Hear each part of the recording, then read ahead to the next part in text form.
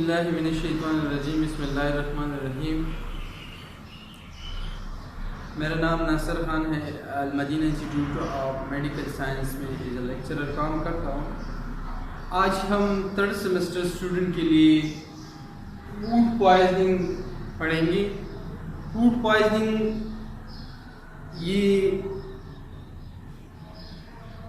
Water से, food से जो कंटेमिनेटेड वाटर होता है या कंटेमिनेटेड फूड होता है उससे काज होता है।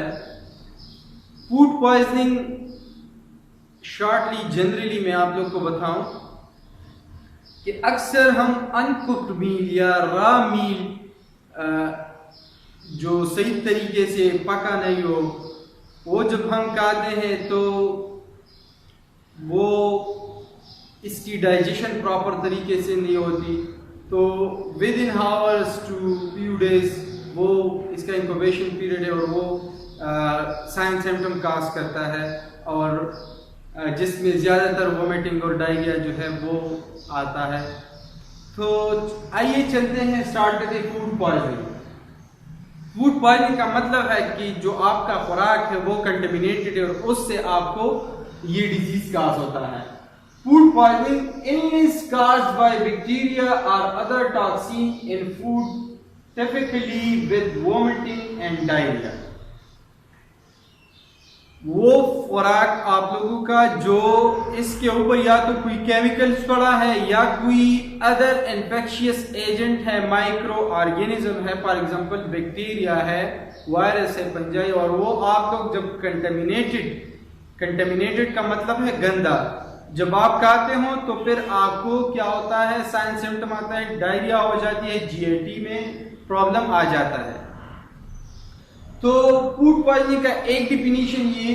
दूसरा, food poisoning is when someone gets sick, जब एक शख्स बीमार होता है फ्रॉम ईटिंग फूड और drink that is gone bad और इज कंटेमिनेटेड। वो क्या करता है, जब कोई फूड खाता है और वो कंटेमिनेटेड हो। अक्सर आप लोगों ने शायद देखा होगा, हम रास्ते पे जा रहे हैं और रास्ते के साइड पे कोई रेडी वाला ने रेडी लगाई हुई है और इसके ऊपर कलूल पड़ी हुई है या कोई अदर फूड जिसमें फ्रूट भी है वो पड़ी हुई है और आप लोग जो है वो खाते हैं, तो वो आप लोग जो है सही तरीके से इसकी प्रॉपर हाइजीन नहीं करते, इसकी प्रॉपर सफाई नहीं करते और आप लोग डायरेक्टली वो खाते हैं।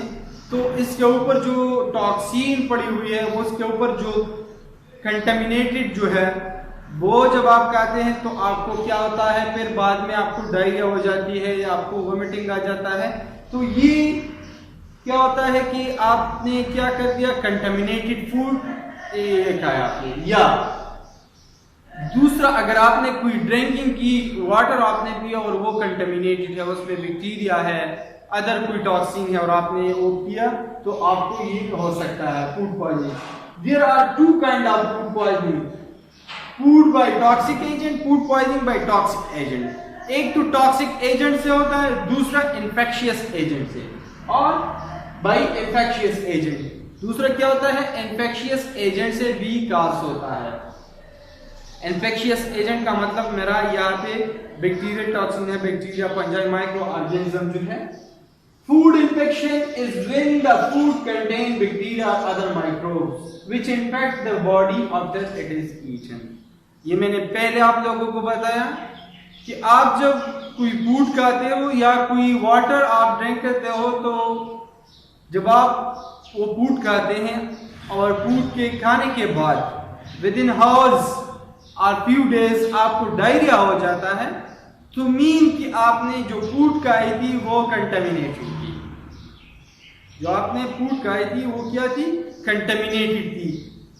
उस फूड की वजह से आपका जीआईटी जो है वो डिस्टर्ब हुई है, गैस्ट्रोइंटेस्टाइनल, और आपको जो वोमिटिंग है वो और लूज मोशन आपको स्टार्ट हुई है। तो ये सिंपल ओवरव्यू था फूड पॉइजनिंग के ऊपर।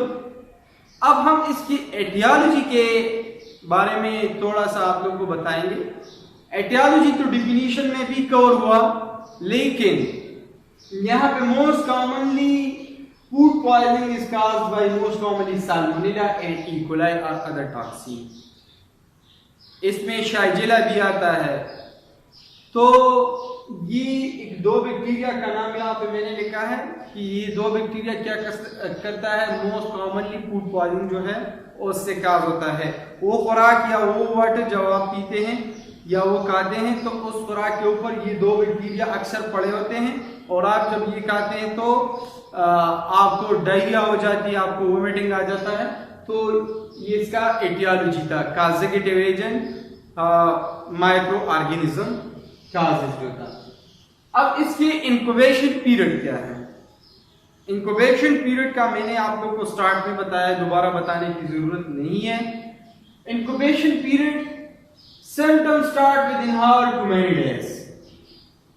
इसका जो सिम्टम है वो स्टार्ट होता है चंद घंटों से लेके कई दिनों तक आफ्टर ईटिंग। जब आप खुराक खाते हैं तो अगर वो खुराक कंटामिनेटेड हो तो आपका इंक्यूबेशन पीरियड कई घंटों से लेकर कई दिनों तक वो स्टार्ट होती है, depending on what the cause of the poisoning was, के काज क्या है,